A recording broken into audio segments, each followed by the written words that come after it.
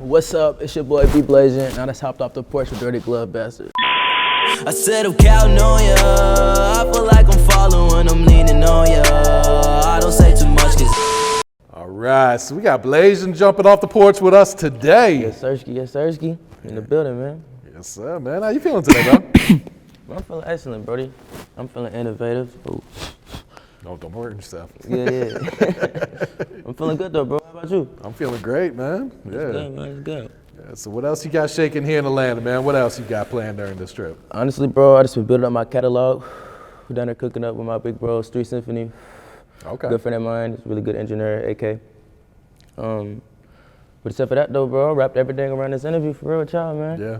Yeah. That's love, man. Yeah, I love, Brody. Yeah, so how do you like the vibes here in Atlanta compared to back at home in Louisville then? But man, I ain't gonna lie, bro, like it's way more stuff going on there, especially with the music scene. So in my city, it's more slower. They're more about like what do they call those? Like Ford companies, and like that's how people live out there. They don't really, there's not a lot of music or no type of entertainment scene. So being out here is really dope because you can just go to a corner store and it'll be somebody doing something, like they do videography or anything, they just tapped in. Like I love Atlanta because it's a lot of black-owned businesses. Like it's a lot of, I like the mindset here. People have a really good business mindset. They know how to, like they know how to hold themselves, carry themselves. Yeah, it's definitely a city full of hustlers, man. Exactly. Like a lot of people from all over the country come here just to hustle it up. I literally noticed that this trip because I've been down here like a lot of times. Probably it's like my 10th time probably being down here. Yeah. Because from Kentucky we like 6 hours away. But this time I've actually noticed that there's a lot of like professional mindsets here, like businesses on every corner. Like I'm really starting to appreciate that, like understand that at the age that I am now. Yeah. Ever thought about making that move? To my down here? Yeah. Hell yeah, man. That's what I'm plotting on right now as we speak. Okay. Probably move down here for a couple months. Because I feel like that's what I need as an artist. Yeah. And for my team, because, like being in the city, there's, like you said, it's behind. So being in the scenes of my city, it's a lot of upcoming artists, like developing artists, developing like videographers, like developing businesses. But they're not really on the same speed of Atlanta. I think it'll probably take a lot more years to be on this type of time. Louisville's finally getting some respect in the rap game, though. Yeah, hell yeah, though. That's lovely, though. That's what I've been always wanting, for real. For real, everybody been wanting that. That's what everybody been. We knew we was gonna like. I don't know if it's just me, but being like from the city, I just have so much like faith in my city. I don't know what it is, but like being from Kentucky, like it's not really much. So we gotta do everything. We gotta create everything on our own. We gotta like really make something out of nothing type shit, because like the only thing that like I really looked up to growing up, because I didn't really like sports and none of that shit. Like I like music, and I really looked up to Muhammad Ali. That's the only really icon we have in our city is Ali.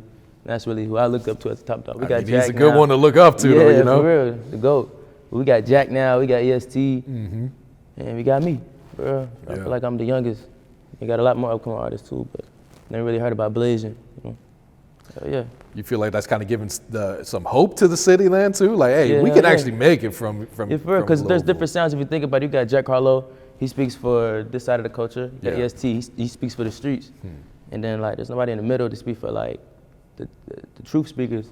Like I grew up like young, I grew up listening to like, I was influenced by Chicago a lot. G Herbo, Lil Durk. But like LA Capone, Rondo No. 9, like back around that time. But like now, it's like, around this age, this genre, like 2016, I got influenced by XXS Tentacion, Juice WRLD, and Trippie Redd. And like in my city, there's people that try to peak with that type of sound, but they don't got that sauce. They can't like come, they can't come like that. But for me though, what I've been doing, I just been chilling. Like around 2018, I dropped my first single, Change, and it really blew up like naturally. I didn't have no promotion behind it.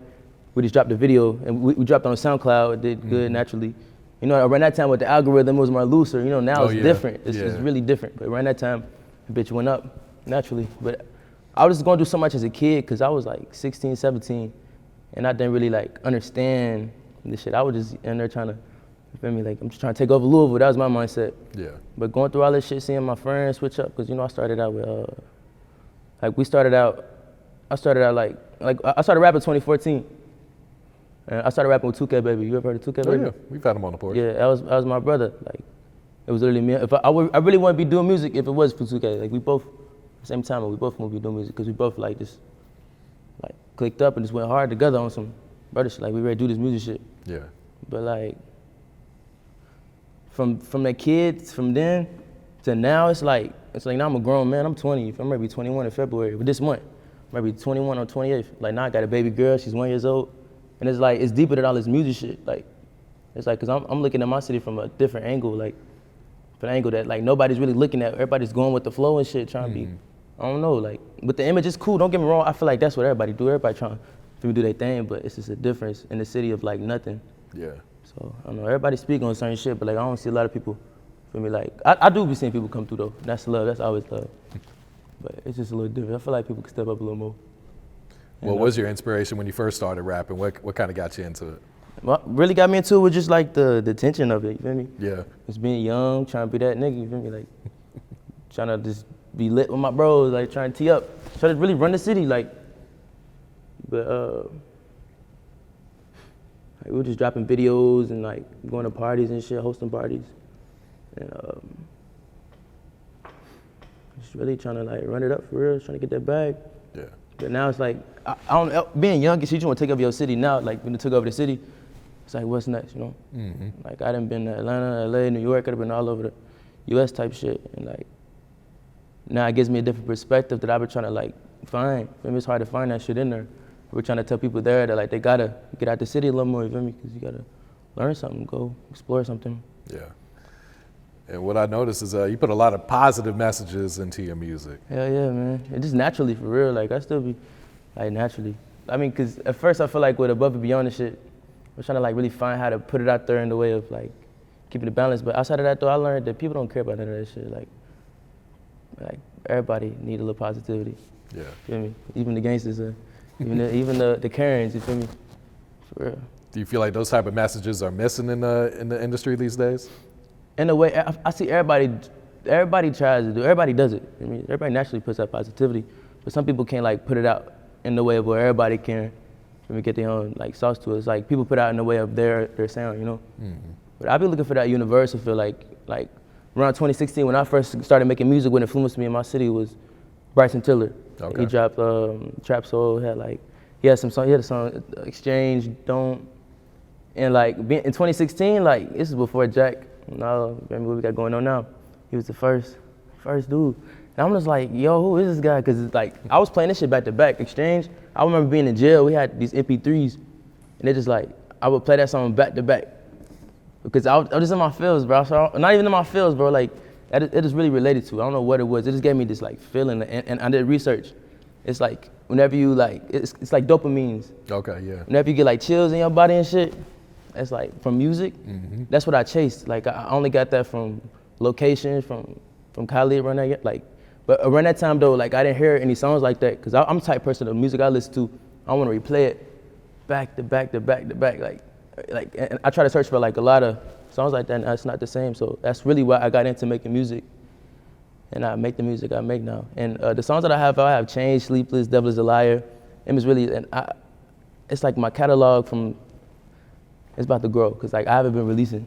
Yeah, I was going to ask you about it. You've only released like a handful of songs. Is that man. Because you're kind of just chasing that feeling? Like you don't want to put it out unless you feel like it's going to make people feel that way? Or well, like it's a whole like story to it for real, like to like why like I got in the mindset of it. I feel like I created a habit of not releasing music because I'm just thinking of everybody else's perspective.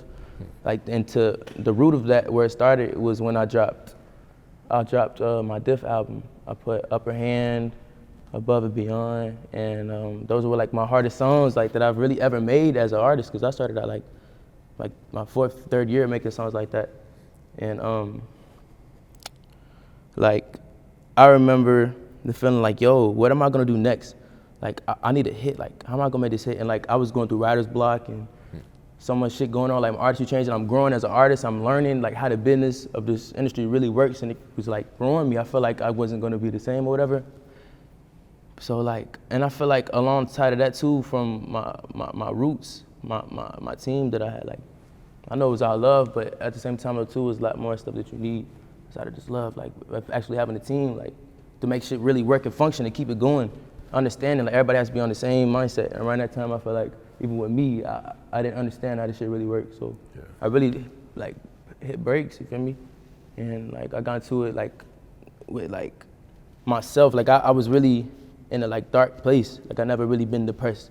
I've always been that lively kid type shit. But around 2018 and shit, 2019, I was in a bad place mentally. Cause I just didn't I didn't know. I didn't like have any answers to the questions like, and I didn't really want to, I don't know, I didn't understand why I was feeling like a certain way. It was really just myself.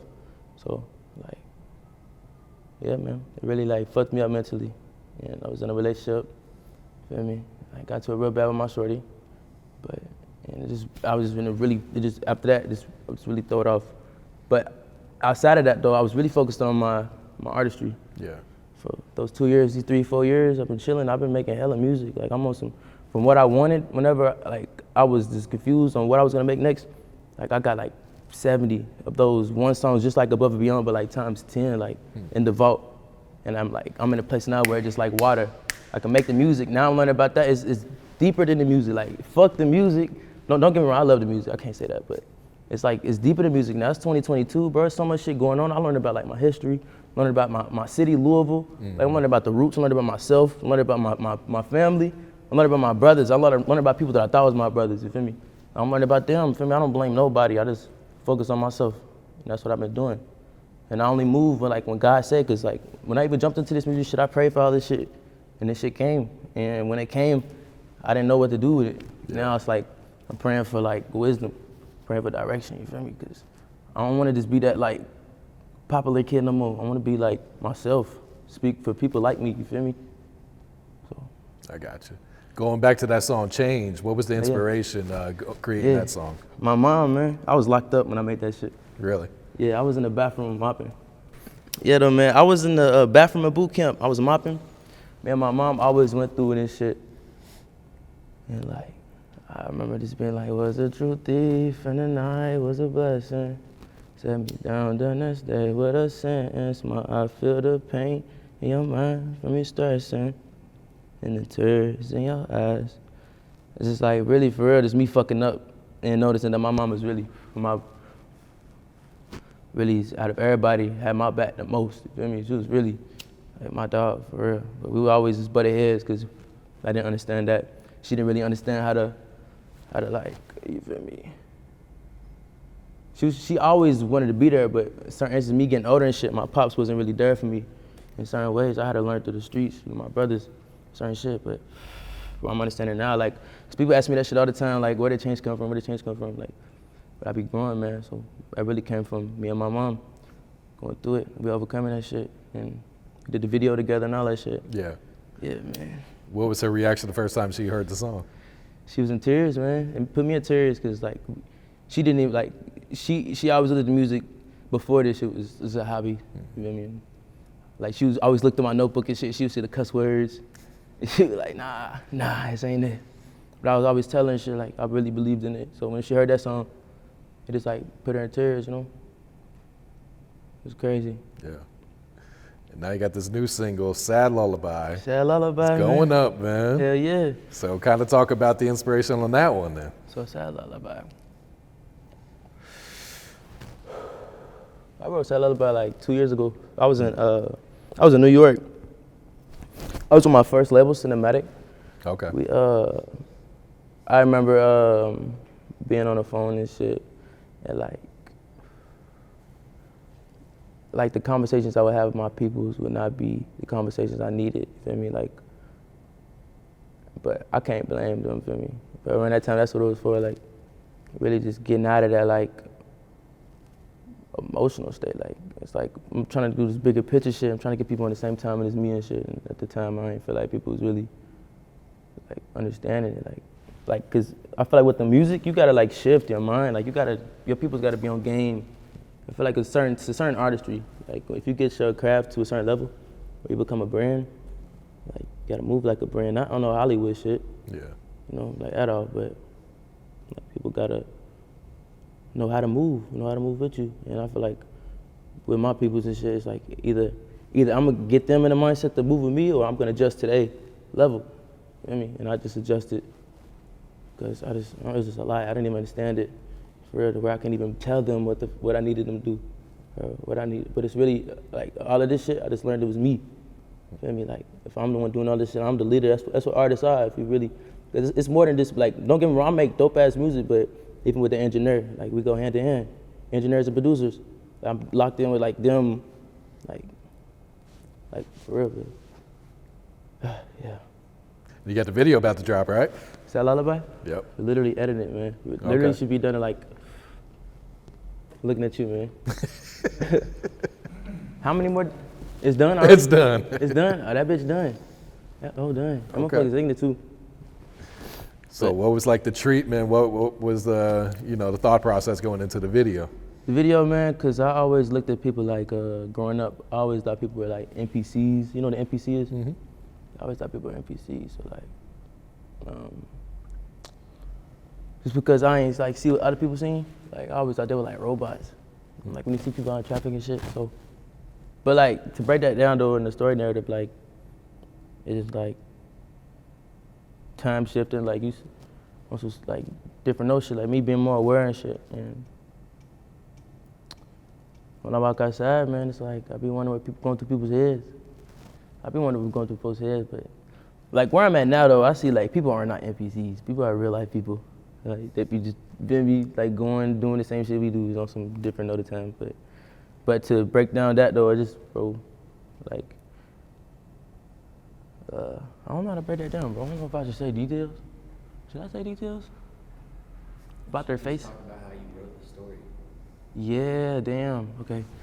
So like, cause I've been sitting on Lullaby for 2 years now. I even shot. So I think this is like my second video I shot. I shot it with another videographer, and I was like, nah, that ain't it. So, but now I linked up with my bro, Ben, and I really like their creative vision because they can really help you bring your vision to life.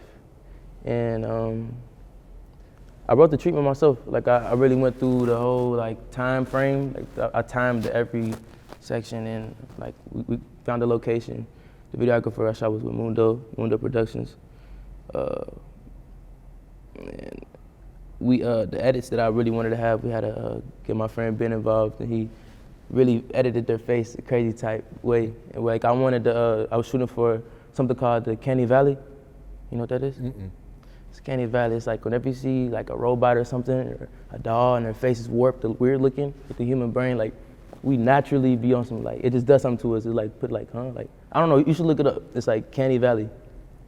But like the faces, like whenever time shift 555, shit start changing, I look around like, what the fuck? And then like I run home, see if my family's affected. Cause really just showing like where people's minds at. Like, motherfuckers really do be on some robot shit.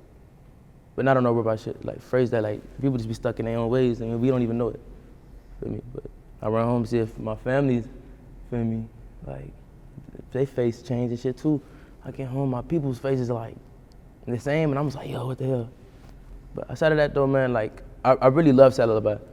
But bro, I just need to drop these damn projects because I got a lot of music and I just want to see how it moves to people. Like I want to see how the people react to it. I want the people to choose because that's how this shit really works. Because I've been stuck on Lullaby for like 2 years now. Like my fans is mad at me for real. Cause for holding on so long? Yeah, bro, they on my ass for real. They really mad at me. But it's all good though, I got them. Because I've been trying to build up that catalog, put on my artistry. So hell yeah, man. Lullaby's gonna be dope though. And that is now. That's now. Lullaby is now. So do you have a title picked out for the new project? Yeah. Call it Black and Asian. Okay. Yeah, BLK, ASN. So what type of vibes should fans expect to hear on here then? For real, more uppity vibes. Like, it's more that uppity shit, like up-tempo. Real life situations though, like I plan on taking people through a journey with my music. Like, I like the, especially with this project. This project is gonna be just getting back out there to the fans, let them know that, got y'all, like I'm getting back. Cause like, it's just the consistency, you know, that's all people really want, is consistency. Mm-hmm. So, but on this note, just getting back, showing my face, like, yo, got y'all this album. And then after that, just keeping it consistent, cause music gonna speak for itself. But with the Black and Asia album, really just on some, there you go. And then it's like a, you know, like a jab. The jab's like lead up shots, you feel me? Like it's a jab, jab, jab, jab. And then boom, once we get some little fire, we gon' hit him with that, you know? But like, to real like words though, this is just a lead up. It's a lead up project. So who are some of the producers you've been working with? Man, the main producer I've been working with is a lot of in-house producers in my city. One specifically, well, not for this project. I'm gonna go on another time. He's hard as fuck. But specifically though, I've been working with Street Symphony. Okay. Yeah, he's based here in Atlanta. Yeah. He's Grammy nominated. He's worked with Nipsey Hussle, Meek Mill, Lecrae. But working with him was something that I needed as an artist, because me alone, I'm really dope with my lyrics, my flows, my lyrics, for one, like what I speak on. But with him though, he gave me like direction, because he was like, yo, you're dope. Because when I meet a lot of people and I show them my music, they're like really engaged in my music, like genuinely. And that's what I always respect. But where I'm at now, I need like direction. And sitting down with him, yo, he was like, basically, he was like, yo, you're dope, you cool, brody. But it's like, who's Bblasian? Like, what do you speak for? That's how I work on that type of time of how he works. He's Grammy nominated, you feel me, producer. But him just asking me like those questions got me on a different bag. Like, who am I? Like damn, I mean, like, what the hell? Cause like you ask that shit, like I ask my shit like that all the time. Like I feel like we are updating. Or for me, I'm always updating. Like I feel like I'm always the same person, rooted, but like mentally, like I chase wisdom, like I chase knowledge. That's the type of person I am. Yeah. So when he said that shit, it really awoke something in me. And it made me come up with the balance. Like I'm the balance. Yeah. For real. You been working with any other artists, or you kind of just making music by yourself? Nah, I just be me, man. Me and my brodies. Me and my family, for real. Yeah. Me and my bros. It ain't outside of that though, no. So you independent now? No, I'm signed with a independent label. Okay. TML, based out of Compton. Okay. So are you interested in signing with another big label like Cinematic again, or? Honestly, I'm on some hell yeah, but right now, like now that I really know how this industry and business works, I'm on some more strategic shit now, because I got a lot to offer as an artist. Like I'm really rooted. I have a lot of love for my city, but beyond that too, what I speak on, the music I make, like I know my credibility. I know what I can bring to the table. But like if I ever was to sign again, it would have to be like, it would have to make sense, like for my craft. But that starts with me though, as an artist. I got to do my part first. You know what I mean? And I know I can do that. So. Understandable. Yeah. Yeah. So what has being a father taught you about life this past year, man? Man, it taught me that like responsibility, real responsibility, because my baby got to depend on me and my baby mother, everything. So it really slowed me down. It made me think a lot more about everything I do, way more. So it really calmed me down, chilled me out, and it really taught me about myself, taught me about babies. Like I never, like I never really had no like little baby cousins or baby sisters. So being around her really like, it humbles me for real, humble. Yeah, it definitely, like you said, kind of slow you down too, man. Yeah, it's my baby. Yeah, I love her. I got someone to live for, you know real, what I'm saying? Yeah, it's not just about me no more. Real for real. shit. Yeah. So what's some of your goals for 2022? What are you trying to accomplish this year? So basically, more shows, more interviews, features, being consistent, and spreading positivity. Literally. Yeah. Yeah. What do your fans mean to you? My fans, man. My fans be the most, because they really come on a genuine note. I done met fans and they tell me about their like story based off hearing my music, how much I like adapting into their household, into my city. I really like with my household to household with my music, because it's a lot of like it's not a lot of direction or guidance, for real. Everybody just be on their own timing. But especially with change, the same thing I was going through with my mom and shit, like there was a lot of parents that respected what I was doing with my music, like with change. And honestly, bro, my fans, that mean the most to me, brody. I really been mad at myself though, because I ain't even released it for them. And I really been like, oh shit, I thought there was something back there. I really been off the grid and shit, but they know what it is. I really love y'all for real, and I appreciate y'all for everything. Yeah. And on my end though, I got y'all. For sure. You got any shout outs you like to give before we wrap it up here? Man. Shout out to Zayo, man. My brother, my cousin. He's buckled right now, free you. I wouldn't be here right now if it wasn't him, because he told me, I talked to him on the phone, jail phone, told me, bro, remember we was at Dirty Gloves? We was here like 2 years ago.